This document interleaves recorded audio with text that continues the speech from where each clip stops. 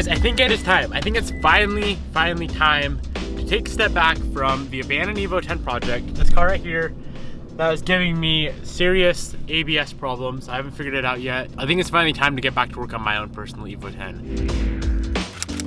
The half wrap car, the car that people think I'm parting out or has turned into a parts car, which it kind of has. It's time to get back to work on that thing. It's been too long. That car's been down for, if I had to guess, like 6 or 7 months. It's been a very long time. What was pretty much holding us back was waiting on the cams. We got the cams in. We got to go bring in the head with the cams, get all that stuff redone. The machine shop called me today, or actually last night, and told me the head is done. So we have every single thing we need to get that car back on the road. It's gonna be a long process. It's gonna be pretty difficult with my knee.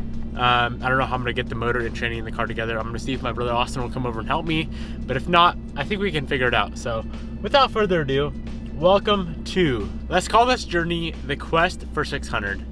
That's what we're gonna call it, the quest for 600 horsepower. That is my goal for that car. I want 600 at the wheels, and I don't know if I'm gonna stop till I get there. All right guys, check this out. We got the head with the cams, the GSC S2 cams already installed. All the valve washes are set. This thing should be ready to just bolt on the short block and move on from there. Absolutely beautiful. Look at these cams. Look at those cams. I'm freaking pumped. All right, I'm gonna get all the parts we need to move on down from the shelf. If you guys haven't checked out the short block build video, I'll go throw it up in the top right hand corner. Guys, go check out the video. Pretty built up. The only thing we didn't do is sleeve it, so should be good for quite a bit of horsepower.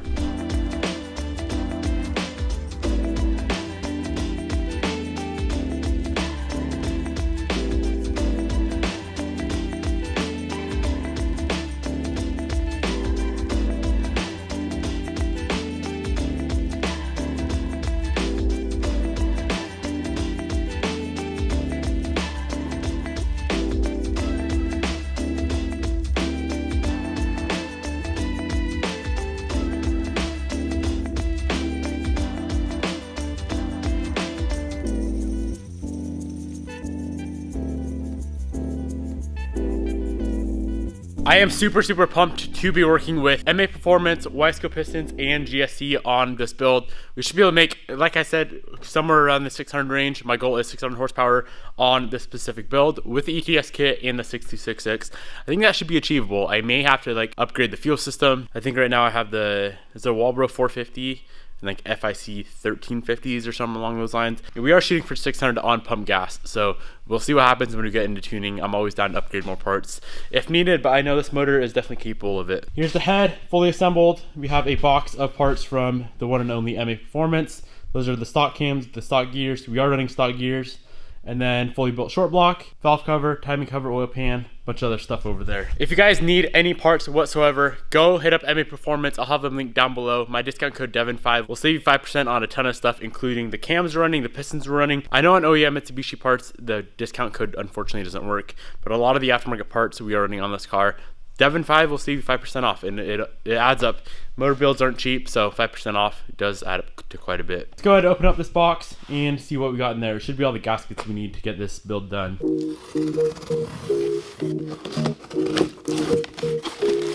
All right, OEM head gasket, rear main seal, thermostat, water pump, intake gasket. Yeah, it's pretty much all the gaskets you need. I have bought a full seal kit in the past. Actually, I know there's another gasket laying around, or seal. Front main seal as well. I have bought the full kit in the past, but I noticed there's always a lot of leftover stuff I didn't use, so this is like the main stuff. Oh, there's the front main seal. ARP studs all around, ARP mains, ARP obviously rod bolts, and ARP head studs. New OEM timing chain. This should be all the stuff we really need.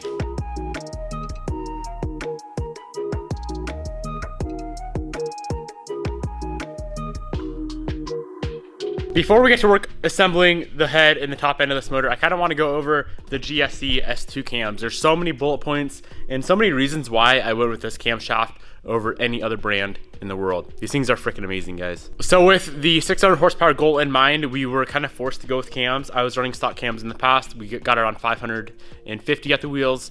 Same exact setup, other than the headwork and cams. The GSC S2s give you the most power increase from like 3,800 RPM all the way up to 8,600 RPM, which is going to be like a red line, way higher than it was last time. I think last time we were driving to about 8,200 was the highest we could go with a stock cam, stock springs.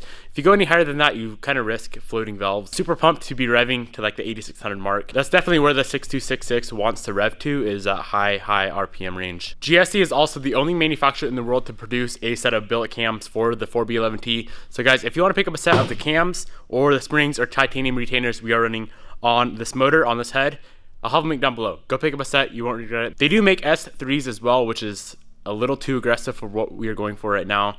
But yeah, these S2s should be perfect for like the 600 horsepower goal. Without further ado, boys, you already know, let's get after it. So full short block is done. I'm gonna flip this thing over and we can get to work installing the head onto the block.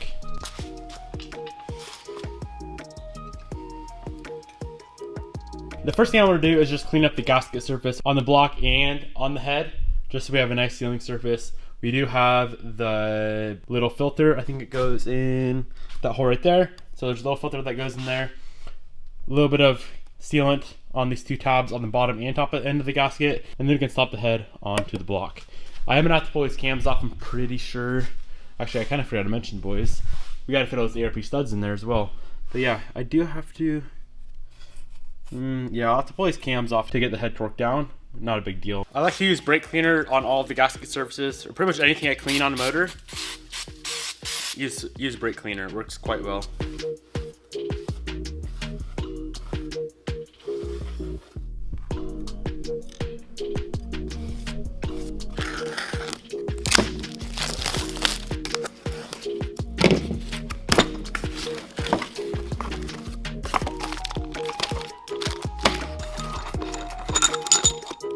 We got the ARP studs opened up.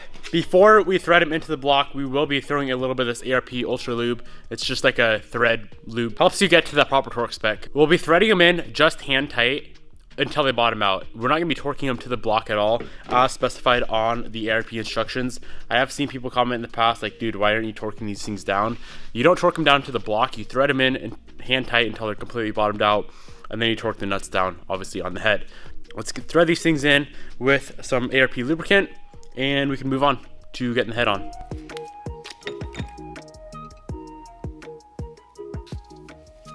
I would highly recommend putting the lube on the top threads as well, where the nut is going to go, because you can't really get to it when the head is on. You don't need a lot, just a little bit to lube it up.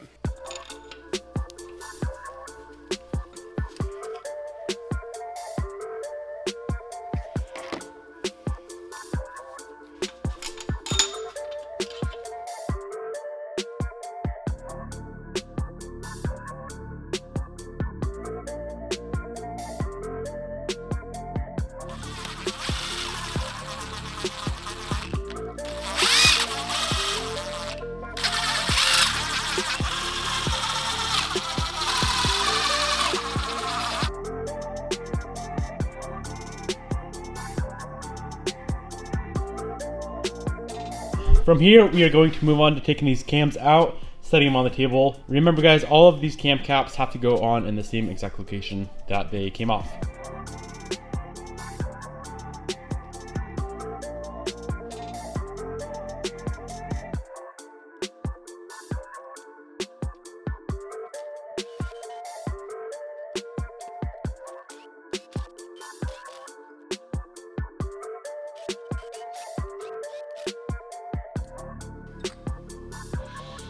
So we got the cams out, all the caps off, and I pulled out a bucket as well, just to check out those GSC titanium retainers and the GSC springs as well. The reason you have to do springs when you're doing the S2 cams or the S3 cams, I think the S1s you can run stock springs. I think stock cams are around 8.5 to 9 millimeters of lift.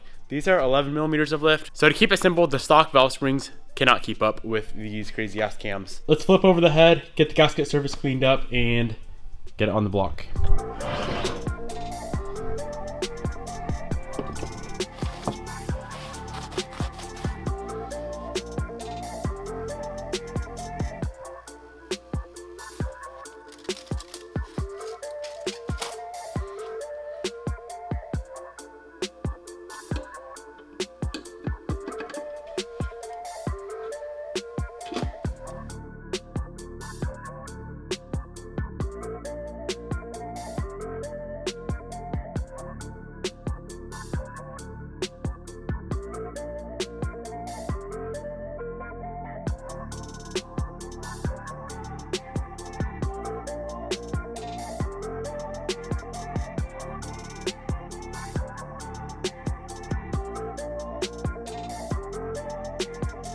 All right, dudes, head is on. Let's get this sucker torqued down. It goes pretty tight. If I remember correctly, it's around 90 foot-pounds. Following the manufacturer's recommendation torque sequence, tighten the nuts in 3 equal steps to the final torque spec of 90 foot-pounds. You have to do it in the sequence 1, 2, 3, 4, 5, 6, 7, 8, 9, 10. Not too big of a deal. Let's get this thing torqued down. We get the cams back on, cam gears on, and get this thing timed.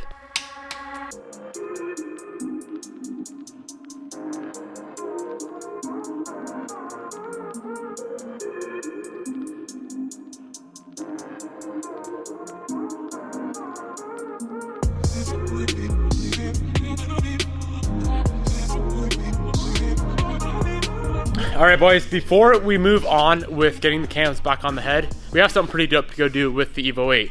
I finally am able to rev out to, I think they want 7,600 RPM. More Automotive is my tuner, and we're really trying to bust out the Evo 8, get that tune 100% dialed in. So as soon as this Evo 10 is done, we can move on to tuning this car. Link engaged.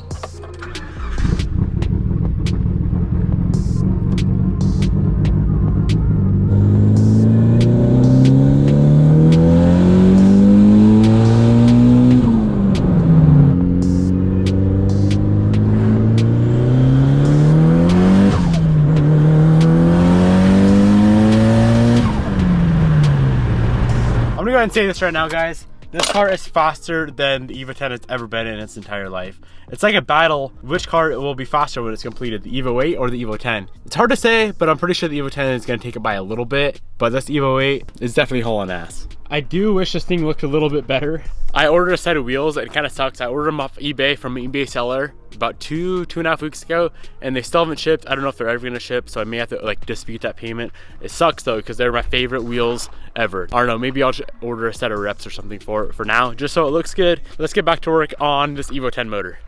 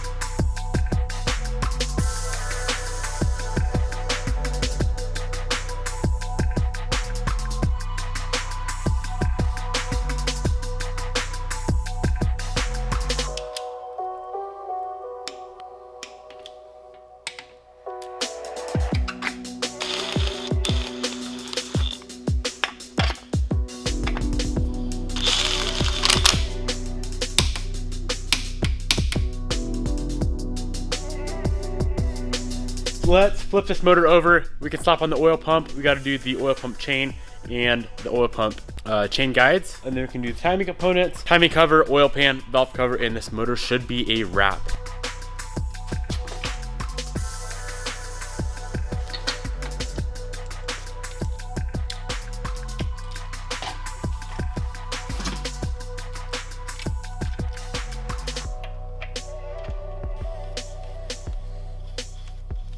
So in order to get this thing timed properly, you have to throw on the timing cover, and then this guy here, which is the crank pulley. And we're just gonna turn the motor over, or the crank over, until there's a line right here, it'll line up with a T. Like so.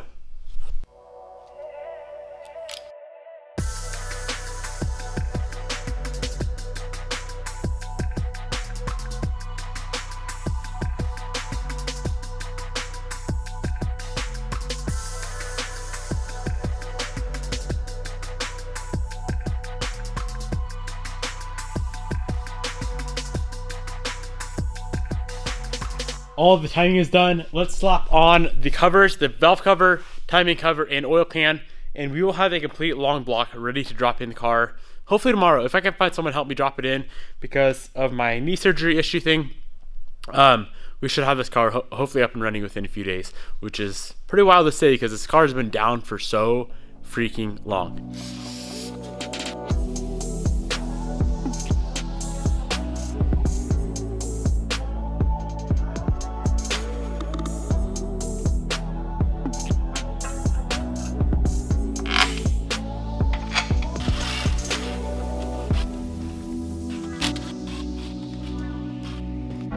before we move on to the valve cover, I do have a very, very important question, and I want you guys to help me out on this. So we are running the ETS top mount turbo kit. It's a full ETS kit with a precision 6266. All that is going to be Cerakoted like it's kind of like a matte black color. Number one for looks, number two to keep the heat like from escaping all the piping and whatnot. So that's all going to go black. I'm thinking about doing the intake manifold black. So the intake manifold, that guy right there, and it'll bolt on right to the front of the motor, so you'll see it quite a bit. Now the thing I want you guys to comment down below is, should we do the valve cover black, like a black powder coat or black Cerakote, or should we do the valve cover the candy apple red that is on the wheels? And if I do the valve cover red, I'm thinking about doing that strut tower red as well. All the intercooler piping is black, so I feel like if we had all that black, I mean, it looked good, but I'm kind of thinking the valve cover in that nice red.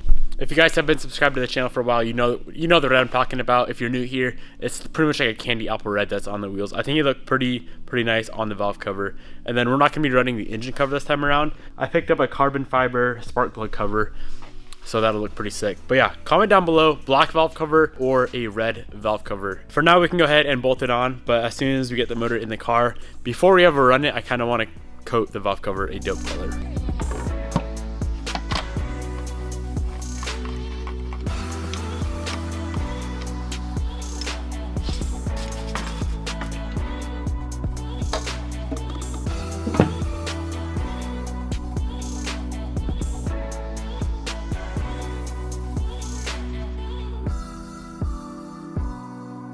All right, dudes, just like that, we have a complete long block ready to throw in the car. There's a few other little things we'll throw in tomorrow before we put the motor in the car. But yeah, I'll save that for tomorrow's video. Make sure you go down in the comment section below, drop a comment and let me know on the valve cover color and also on the intake color as well. Should I keep the intake manifold itself just the stock aluminum silver, or should we coat that black? I don't think red on that would look good. I think black or silver would look the best. So drop a comment, let me know what you think. Every single part I use on this motor will be linked down in the description box below. Everything was ordered from MA Performance, everything from like the stock oil pump, all the gaskets to the Wiseco pistons, the GSC S2 cams.